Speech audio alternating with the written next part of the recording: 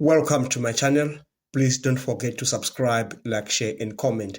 In this math tutorial, we are simplifying an exponential expression. So the first step that we're going to take is to break this 9, this 27, and this 81. So if we break the 9, we are going to get 3 squared times 3 to the power 2016. Plus we break this 27, we get 3 to the power of 3. Multiplying 3 to the power 2013, and thus being divided by 81 is 3 to the power of 4, thus multiplying 3 to the power 2013.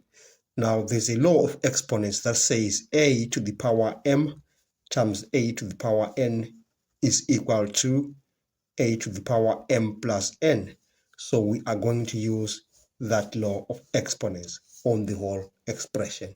So we are going to have 3 to the power 2 plus 2016 plus 3 to the power 3 plus 2013 divided by 3 to the power 4 plus 2013. Now we are going to simplify the exponents. We are going to have 3 to the power 2018. If we add this and that, we do the same thing. 3 to the power 2016, and thus being divided by 3 to the power 2017.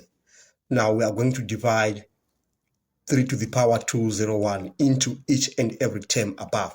So let's begin with 3 to the power 2018.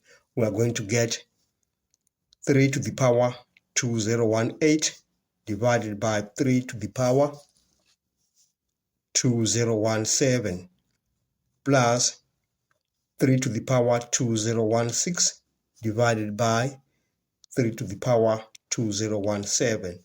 Now at this stage, we are going to use yet another law of exponents, and it says a to the power m divided by a to the power of n gives us a to the power m minus n.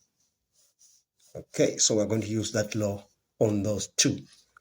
So we are going to have 3 to the power 2018 minus 2017 plus 3 to the power 2016 minus 2017. And we are going to get 3 to the power 1 plus 3 to the power minus 1. And that will give us 3 plus 1 over 3.